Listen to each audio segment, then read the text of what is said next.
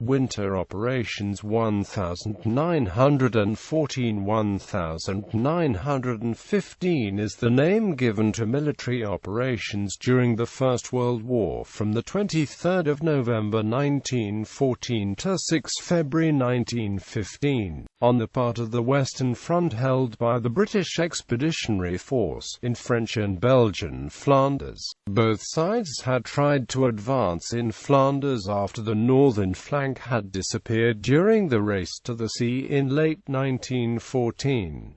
Franco-British attacks towards Lille in October were followed by attacks by the BEF, Belgians and a new French Eighth Army. A German offensive began on the 21st of October, but the Fourth Army and Sixth Army were only able to take small amounts of ground, at great cost to both sides. At the Battle of the Yser and further south in the First Battle of Ypres, by the 8th of November, the Germans realized that the advance along the coast had failed and that taking Ypres was impossible. Attacks by both sides had quickly been defeated and the opposing armies had improvised field defenses, against which attacks were repulsed with many casualties. By the end of the First Battle of Ypres in November 1914, both sides were exhausted, short of ammunition and suffering from collapses in morale. Some infantry units refused orders.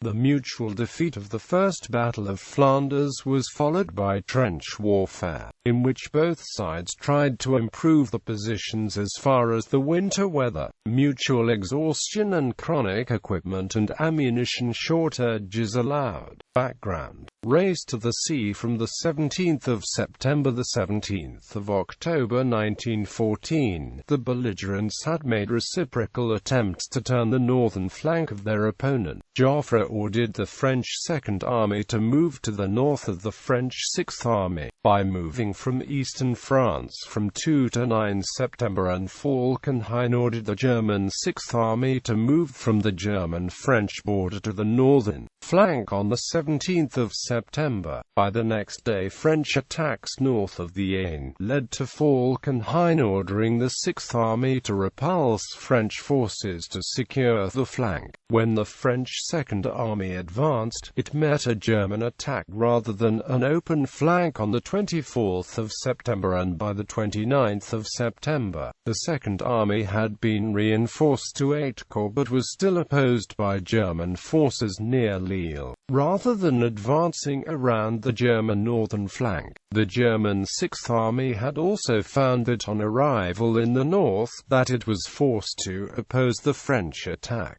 Rather than advance around the flank, the secondary objective of protecting the northern flank of the German armies in France had become the main task. By the 6th of October, the French needed British reinforcements to withstand German attacks around Lille. The BEF had begun to move from the Aisne to Flanders on the 5th of October, and with reinforcements from England, assembled on the left flank of the 10th Army, which had been formed from the left flank units of the 2nd Army on the 4th of October. Tactical developments in October 1914. French and British artillery commanders met to discuss means for supporting infantry attacks. The British practice having been to keep the artillery silent until targets were identified. The French artillery fired a rifle, which ceased as the infantry began the assault. A moving barrage of fire was proposed as a combination of both methods and became a standard practice. When guns and ammunition were accumulated in sufficient quantity,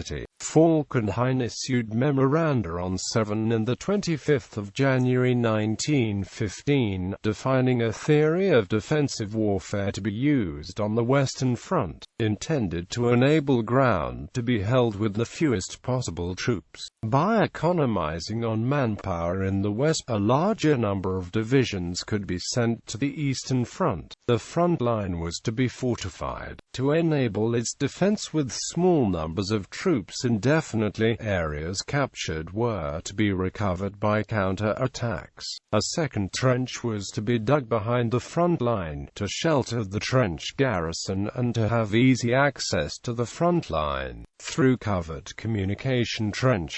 Should counter-attacks fail to recover the front trench, a rearward line was to be connected to the remaining parts of the front line, limiting the loss of ground to a bend in the line, rather than a breakthrough. The building of the new defences took until the autumn of 1915 and confronted Franco-British offensives with an evolving system of field fortifications, which was able to absorb the increasing power and sophistication of attempted breakthrough attacks. During the mobile operations of 1914, armies which operated in enemy territory were forced to rely on wireless communication to a far greater extent than anticipated, having expected to use telegraph, telephones and dispatch riders. None of the armies had established cryptographic systems adequate to protect wireless transmissions from eavesdropping, and all of the attacking armies sent messages containing vital information in plain language.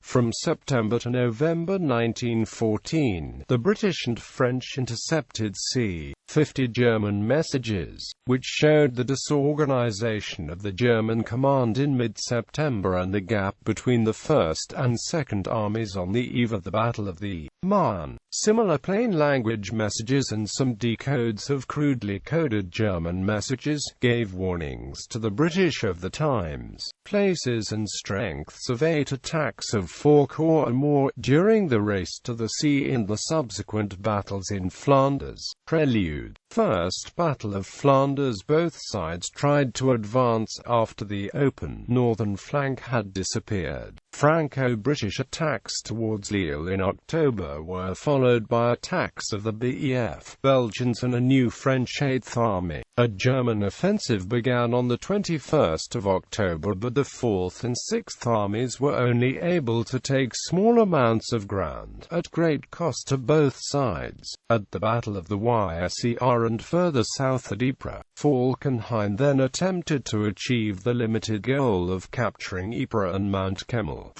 By the 8th of November, Falkenhayn accepted that the advance along the coast had failed and that taking Ypres was impossible. The French and Germans had failed to assemble forces near the northern flank swiftly enough to obtain a decisive advantage. Attacks had quickly been stopped and the armies had then improvised field defences, against which attacks were repulsed with many more casualties. By the end of the First Battle of Ypres, both sides were exhausted, short of ammunition and suffering from collapses in morale. Some infantry units refused orders. The mutual failure in Flanders led both sides to elaborate the improvised field fortifications of 1914, which made a return to mobile warfare even less likely. In November, Falkenhayn reconsidered German strategy, because the failures on the Yser and at Ypres showed that Germany lacked the forces in the west to obtain a decisive victory. Vernichtung strategy and a dictated peace were beyond German resources. Falkenhayn doubted that victory was possible on the Eastern Front either, although advocated by Paul von Hindenburg and Erich Ludendorff, because the Russian armies could retreat at will into the vastness of Russia, as they had done during the French invasion of Russia in 1812.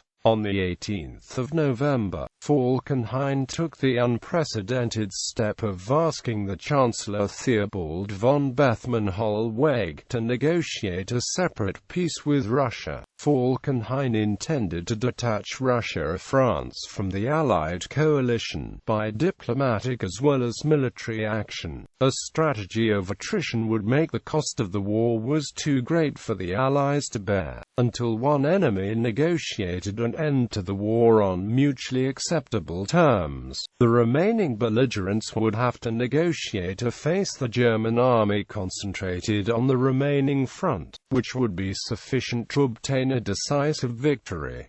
Winter operations. Defense of Festubert. A reorganization of the defense of Flanders was carried out by the Franco-British from 15 to 22 November, which left the BEF holding a homogeneous front from Givenchy the White Skeet, 21 miles to the north. The Indian Corps on the right flank held a 2-mile front. During 3 weeks of bad weather, both sides shelled, sniped and raided, the British making several night raids late in November. On the 23rd of November, the German Infantry Regiment 112 captured 800 yards of trench east of Festubert, which were then recaptured by counter-attack by the Meerut Division during the night, at a cost of 919 Indian Corps casualties. Attack on White Skeet. Joffre arranged for a series of attacks on the Western Front, after receiving information that German divisions were moving to the Russian front. The 8th Army was ordered to attack in Flanders and French was asked to participate with the BEF on the 14th of December. Joffre wanted the British to attack along all of the BEF front, especially from Warneton to Messines, as the French attacked from White Skeet to Hollebeek.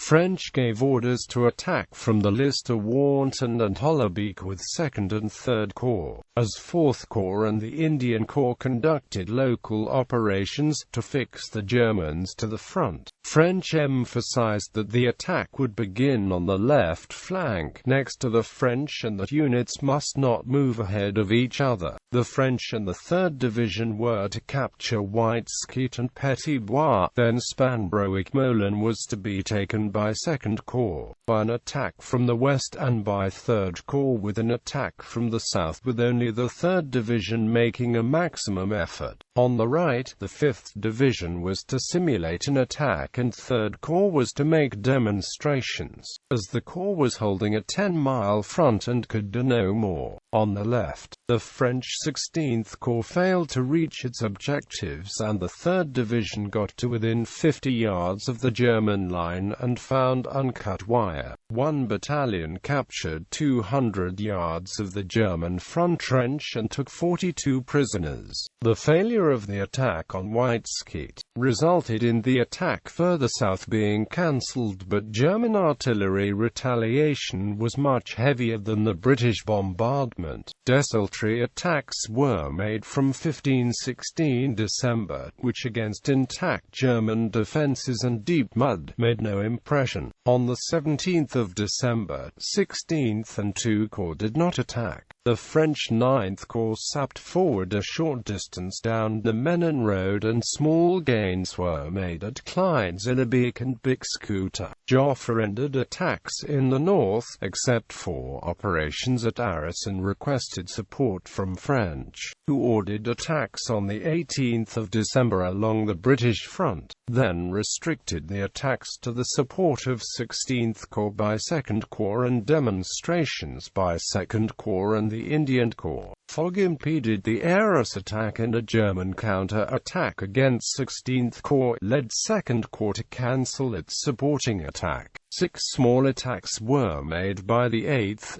7th, 4th and Indian Divisions, which captured little ground, all of which was untenable due to mud and waterlogged ground. Franco-British attacks in Flanders were stopped. Defensive Givenchy at dawn on the 20th of December. The front of the Indian Corps with the Lahore and Meerut divisions was bombarded by heavy artillery and mortars.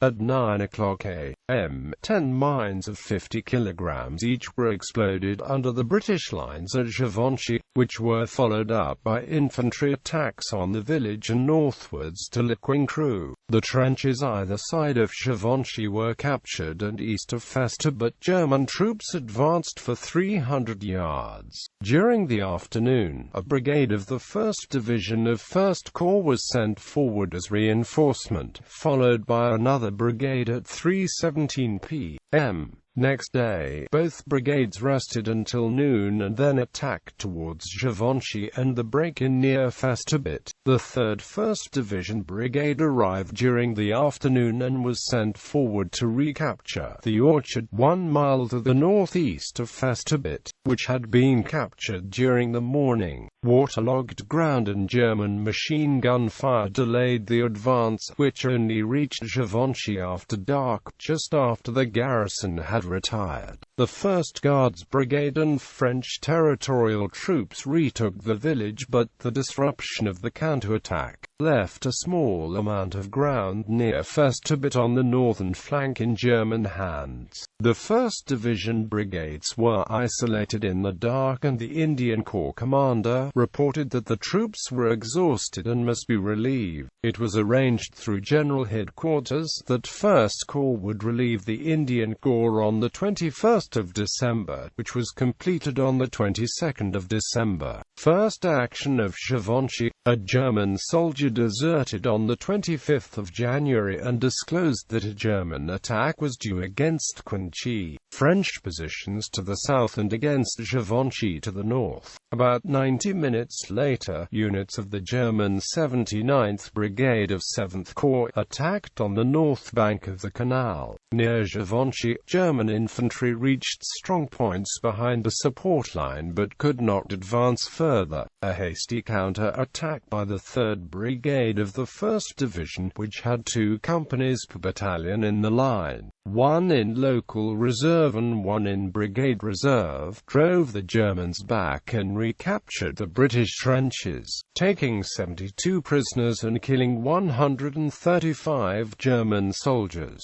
Affairs of Givenchy in January 1915. Rain, snow and floods added to the dangers of sniping and artillery fire during the day, and at night both sides concentrated on repairing trenches. The area from the old Le Bassée battlefield to Kemmel, 20 miles to the north, was mainly flat, low-lying meadows in the basin of the Lys River. Clay subsoil stopped water soaking more than 2 feet down, which left trenches waterlogged. The Lys rose 7 feet, spread out by more than 100 feet, and some trenches were abandoned. In other places trenches were blocked at both ends and continuously bailed out, the intervening ground being covered by crossfire from the islands. Many men stood knee-deep in water and were relieved twice a day. In January, 1st Army sick leave averaged 2,144 men per day. On the 1st of January, a German attack captured several British posts on a railway embankment at the Brickstacks, near Le Bassée Canal in the vicinity of Givenchy, held by the 2nd Brigade of the 1st Division. A battalion counterattack at 10 o'clock p.m. failed, and a second attempt at 4 o'clock a.m. on the 2nd of January was eventually repulsed. A bigger British attack on the 10th of January recaptured the posts and defeated 3 German counter-attacks, but then lost the posts in a German attack on the 12th of January. A German soldier who deserted on the 25th of January disclosed that a larger German attack was due against Givenchy, French positions to the south, and against Givenchy to the north. About 90 minutes later, units of the German 84th and 79th Brigades attacked on either side of the canal. The German infantry reached the Allied strongpoints behind the support line but could not advance further. On the south bank, a counter-attack began after a delay and was repulsed, which left the British line south of the canal in a re-entrant. On the 29th of January, there were 2 more German attacks, which were repulsed by 2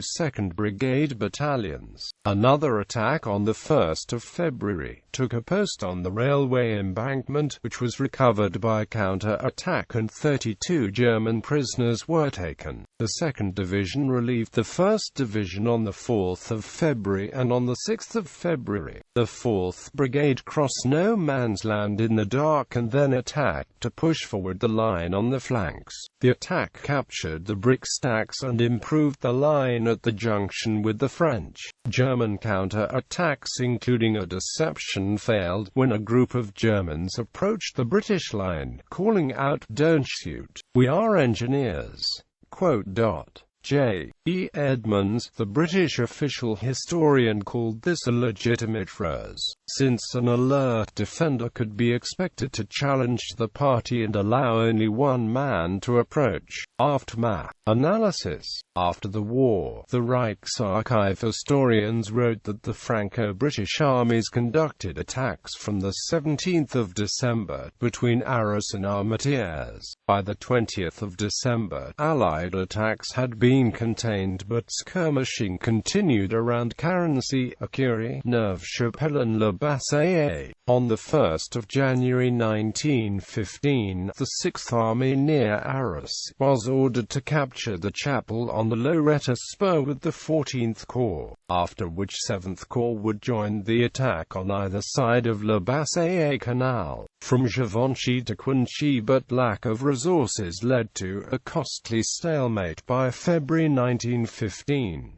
Subsequent operations. At 7:30 a.m. on the 10th of March, the British began a 35-minute artillery bombardment by 90 by 18-pounder field guns of the Indian Corps and 4th Corps on the German wire around the village of Neuve-Chapelle, which was destroyed within 10 minutes. The remaining 15 18-pounder batteries, 6 6-inch howitzer siege batteries and 6 QF 4.5-INCH howitzer batteries, fired on the German front-line trenches, which were 3 feet deep with breastworks 4 feet high. The German fortifications were demolished by the howitzer bombardment, which was followed by an infantry assault at 8:05 a.m. German defences in the centre were quickly overrun on a 1,600 yards front, and Neuve-Chapelle village was captured by 10 o'clock a.m. On the left of the attack, 2 companies of the German Jaeger Battalion 11 with C-200 men and a machine gun delayed the advance for more than 6 hours until forced to retreat, which stopped the advance. Although aerial photography had been useful, it was unable to efficiently identify the enemy's strong defensive points. Primitive communications also meant that the British commanders had been unable to keep in touch